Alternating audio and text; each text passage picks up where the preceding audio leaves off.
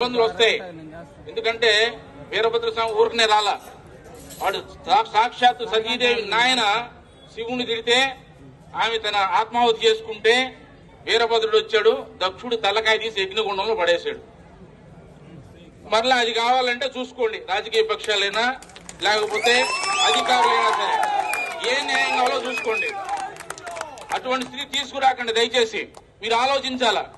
శ్రీరామనవమి యాత్ర మీద రాళ్లు పడతాయి, వినాయక చవితి మీద రాళ్లు పడతాయి. ఎప్పుడైనా మొహరం ఊరేగింపు మీద ఎప్పుడైనా రాయి పడిందా? ఒక పోలీసుని చెప్పమన్నాడు వచ్చి.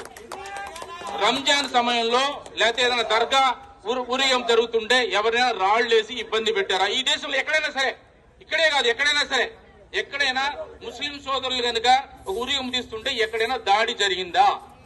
మరి హనుమాన్ జయంతి ర్యాలీ మీద ఎందుకు దాడి జరుగుతుంది? శ్రీరామనవమి శోభాయాత్ర మీద ఎందుకు దాడి జరుగుతుంది? అవసరమే వచ్చింది? మనం ఎవరి వారసులో? ఒక ముస్లిం స్త్రీని పట్టుకొస్తే చెల్లెల్లాగా భావించి తిరిగి పంపించిన శివాజీ వారసులమా?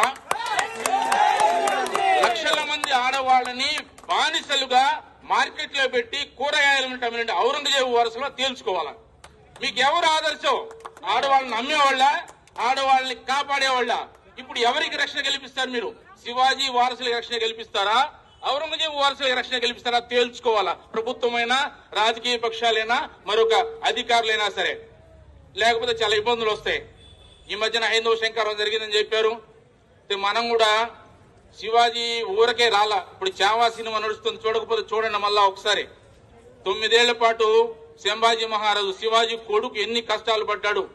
సర్వ సైన్యంతో కూడా ఔరంగజేబు వచ్చినప్పటికి కూడా వాడికి నిరాశ కలిగిస్తూ 27 సంవత్సరాలు పోరాటం చేసినా ఎదిరించి నిలబడింది హిందూ దేశం. చివరికి తిరిగి మళ్ళా రాజధానికి వెళ్లకుండా దారిలో చచ్చాడు ఔరంగజేబు. అంతే. ఎన్ని చేశాడు? ఆయన పేరేంది? ఆయనకి బిరుదు విగ్రహాన్ని పగలగొట్టేవాడని బిరుదు ఆయనకి. మీకు విగ్రహాలు పగలగొట్టేవాడు కావాలా, విగ్రహాన్ని కాపాడేవాడు కావాలా? తెలుసుకోండి. శివాజీ జీవితంలో ఏదైనా ఒక మసీదుని ధ్వంసం చేశాడా? ఎవరైనా ముస్లిం కన్యని అవమానపరిచాడా? ఖురాన్ అవమానపరిచాడా?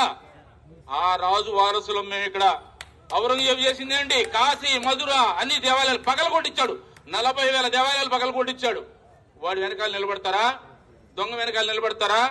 ఇది న్యాయమేనా? ప్రభుత్వానికైనా ప్రజలకైనా? కొద్దిమందికి నాయకత్వం కావాలి. ముస్లింలలో గుర్తొచ్చింది, మా తాత కూడా బ్రాహ్మణుడు అంటాడు ఫరూక్ అబ్దుల్లా. అది ఇక్కడ హిందూ సోదరులే, వాళ్ళందరూ కూడా ముస్లింలందరూ కూడా ఒకప్పుడు మతం మార్చబడిన వాళ్లే. వాళ్ళ మాయాజాలను పడి పదవీ కాంక్షతో ఉద్రేకాలు రెచ్చగొట్టి ఊరేగింపు రాళ్లేయించి నాయకులుగా ఎదగాలంటే ముస్లిం యొక్క ఉగ్రవాద నాయకత్వాన్ని తిరస్కరించాలా ముస్లిం సోదరులు? లేకపోతే నష్టపోతారు రాబోయే రోజుల్లో. అది గుర్తించాలా. ప్రభుత్వం కూడా గుర్తించి ఇటువంటి న్యాయపరమైన హక్కులు ఎక్కడుంది? రోడ్డు మీద పోకూడదనుందా? పోయినసారి చూసాం, హనుమంత్ జయంతి యాత్ర జరుగుతుంటే ఆర్టీసీ బస్ స్టాండ్ దగ్గర పోలీసులు బ్యారికేడ్స్ పెట్టి మీ దాన్ని పోవద్దు, ఆ పక్కన పోండి అన్నారు. సిగ్గుచేటు కదా? మీరెందుకు ఉంది? తుపాకీ దేనికి? లాఠీ ఎందుకు ఉండేది? రోడ్డు మీద, పబ్లిక్ రోడ్డు మీద పోరా అంటే ఎవడైనా రౌడీ చేసి వాడి పక్కన నిలబడి వాడి దూరంగా ఉండరే, నువ్వు ఇంట్లో కూర్చోమని మాకు చెప్తారా? అందుక మీరు ఉండేదే. రౌడీ చేసేవాడు పక్కలో వేస్తారా? తేల్చుకోవాలా. ఏది లా అండ్ ఆర్డర్ అంటే ఏమిటి అసలు? ధర్మం ప్రకారం అనుమతి తీసుకుని పోయేవాడికి రక్షణ కల్పిస్తారా? అధర్మంగా శాంతియుతంగా పోయేవాడు రాళ్లేసేవాడికి రక్షణ కల్పిస్తారా? తేల్చుకోవాలా యంత్రాంగం. సాక్షాత్ మనం గౌరవమైనటువంటి జిల్లా మేజిస్ట్రేట్ వారి కార్యాలయం దగ్గర నిలబడి ఉన్నాం. మనం న్యాయాలయాలు వాళ్ళకి తెలుసు ఏది మంచి ఏది చెడ్డో. ప్రభుత్వానికి, మంత్రి గారి, ముఖ్యమంత్రి గారికి, ఉప ముఖ్యమంత్రి గారికి కూడా ఈ విషయాన్ని తీసుకెళ్లి ఈ రాష్ట్రంలో హిందువులు 2వ శ్రేణి పౌరులు కాదు, వాళ్ళకి సమాన హక్కులు ఉన్నాయి. ఏ దేశంలో అయితే ఆ దేశ వాసులకి హక్కులు ఉంటాయి. అందరూ సుఖజీవనం కలపాలి. ఎక్కడ కూడా ముస్లింలకి, క్రైస్తవులకు వ్యతిరేకంగా మాట్లాడేది అలవాటు మనకు లేదు.